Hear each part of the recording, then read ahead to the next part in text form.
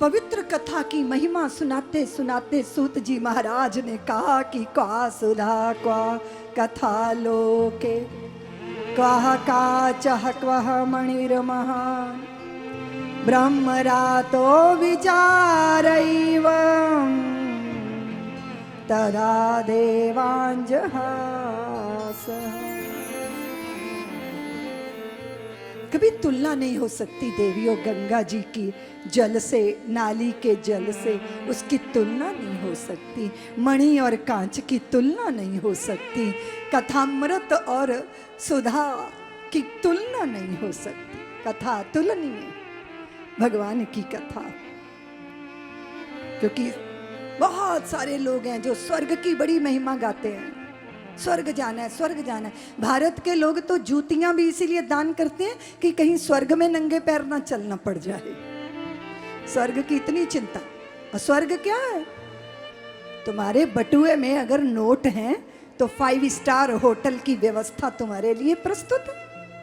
किसी बड़े होटल में जाओ तो बटुआ हल्का होना शुरू हो जाएगा, और जब बटुआ खाली हो जाएगा तो 5 स्टार 5 सितारा होटल से धक्का देके बाहर कर दिए जाओगे। तो स्वर्ग भी 5 सितारा होटल जैसा ही है। वहाँ जाते पुण्य छीन होने लग जाते हैं, और जब पुण्य नष्ट हो जाते हैं तो वहाँ से धक्का देके मृत्यु लोक में भेज दिया जाता है। छीने पुण्य मृत्यु लोक विशंति। क्या है स्वर्ग? पुण्यों का चरण होने लगता है वहां प्रवेश करते। और हरि कथा अमृत पान करने वाले स्वर्ग की लालसा से नहीं भरते।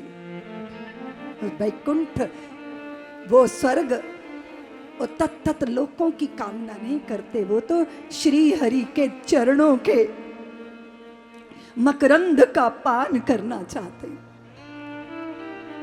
कथा अमृत नहीं है वहां। कथा का अमृत तो भारत की धरती पर प्रवाहित होता है। इसलिए देवियों हम भाग्यशाली हैं कि माता भारती की कोख से जन्मे हैं, हिंदू माता की कोख से जन्मे हैं। संतों महापुरुषों की धरती पर भगवान की कथा श्रवण करने का हमें सौभाग्य प्राप्त हुआ है। अब तुम इस सौभाग्य को बांटो, सबको निमंत्रण दो, आओ कथा श्रवण करो। कोई शराबी मिले तो उनको भी निमंत्रण देना कि जाम पर जाम पीने से क्या फायदा, रात को पी सुबह को उतर जाएगी। अपने मोहन से ऐसी तू नजर मिला, सारी उम्र नशे में गुजर जाएगी। आओ शराबियों तुम भी आओ, जरा पियो।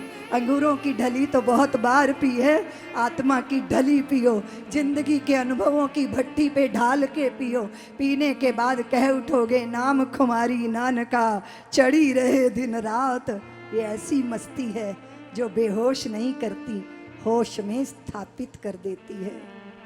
कथा अमृत का प्रसाद है ये। ब्रह्मा जी ने सारे धर्म ग्रंथों को तौला, सब हल्के हो गए। भागवत का पलड़ा भारी हो गया। आगम निगमों का फल है ये देवियों। अगर सागर का पानी सीधे सीधे पीने चली जाओगी ना तो वो कसैला खारा मुंह काट देगा, जीभ में जख्म कर देगा। लेकिन वही जल जब बादलों पर आरूढ़ होकर वर्षा से बरसता है तो वो पीने योग्य हो जाता है। तो श्रीमद् भागवत के माध्यम से आगम निगमों का ये अमृत है जो हम पान कर रहे हैं। अब आप जरा आम के वृक्ष का बक्कल खाओ, पत्ते चबाओ, टहनियां चबाओ। आम के वृक्ष की जड़ को चबाओगी तो क्या मिठास मिल जाएगी? आप कहोगी दीदी माँ आम की जड़ में मिठास थोड़ी है, वो बक्कल में, तने में, टहनियों में, पत्तों में नहीं, आम के फल में समस्त वृक्ष की मिठास प्रकट हो गई है। इसी तरह आगम निगमों का समस्त सार श्रीमद् भागवत महापुराण में प्रकट हो गया है। और फिर ये और मीठा हो गया है क्योंकि शुक ने छू लिया है। तोता या तो मीठे फल को चोंच मारता है या वो फल मीठा हो जाता है जिसको तोता चोंच मारता है। इसलिए शुकदेव भगवान के मुख से निकली ये कथा और मीठी हो गई, मिठास से भरी। सूत जी ने कहा शौनकादिक ऋषियों, बड़ा विचित्र दृश्य हमने देखा। देव ऋषि नारद एक बार सनत कुमारों को मिले और बड़े उदास। अगर साधु उदास हो तो लगता है कि साधु को क्या हुआ, साधु तो आनंद में होता है, मग्न होता है।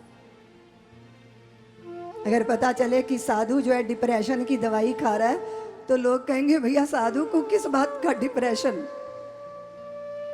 हाँ, समाज की दशा देख के संतों के चित्त में उदासी आती।